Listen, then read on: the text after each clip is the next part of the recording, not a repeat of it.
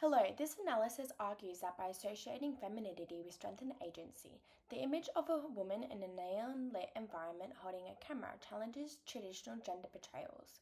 The image is shown to challenge prevailing visual ideologies and offers a reframed narrative of empowered femininity through the application of semiotic and socio-semiotic frameworks. Whilst drawing on Jenny Kidd's 2015 Theories of Representation and Giorgia Aiello's 2020 work in Visual Semiotics, Key Concepts and New Directions.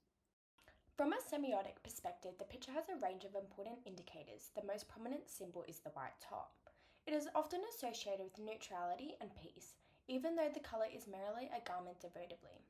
Because we systematically rely on signs to make a sense of the world around us, semiotics helps us understand how both language and imagery, for example, do not reflect reality, but continue to construct it. This is a quote by Aiello 2020, page 3. The camera is a sign of control, self-representation, and social media.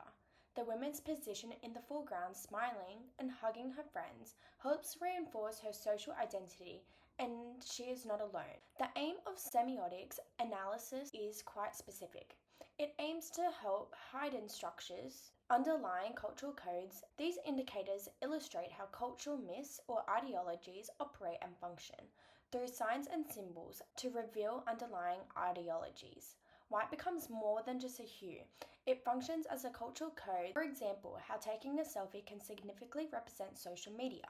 However, social semiotics builds on Aiello's statement. The use of white becomes a symbol of power and uniqueness in contrast to the dark background and neon lights. In this view, ideology is not secondary but central to how signs are created. The background is another important sign. Typically, parties are associated with music, lights, and dancing. However, the woman does not appear to be dancing. Instead, she is posing for the camera. According to Alix Depalo, who explains that signs function through systems of difference, the woman's grounded pose conveys a sense of strength, independence, and solitude through her relative scale and gaze to the audience. Aiello's statement that social semiotics seek to track the ideological foundations of text and consider the ways social semiotics choices become normalized as neutral, natural, and are taken for granted, is crucial to the understanding of how media and imagery communicate cultural ideologies. The quote seeks to see how traditional representation of femininity, e.g. passive or sexualized, have been normalized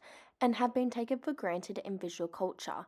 In this case, the woman holding the phone in her dominant stand visually disrupts the naturalized narrative. Representation has a frustrated and ambiguous relationship to reality. Kidd 2015, page 36. This emphasizes that representation is influenced by politics, power, and ideology, and is never neutral. The woman is not portrayed as a desirable thing in the picture. She frequently connects femininity with softness, stimulously conveying a sense of control. Representation builds myths. These myths are not always easy to spot and often go unchallenged, seeming to be intuitive, natural, and commonsensual, and therein lies power. Kidd 2016, page 24. The image challenged this idea by constructing a different kind of femininity through the representation of females due to their stance, clothing, and dramatic background collectively. A reframing of femininity is identified by semiotics, not just by the woman taking the photo, but also in terms of how it is semiotically produced via lighting, props, and posture. This picture subverts what we come to accept as a visual norm by integrating autonomy into a portrayal of femininity that challenges gendered expectations. This picture is a great illustration how visual language can subvert ideological conventions.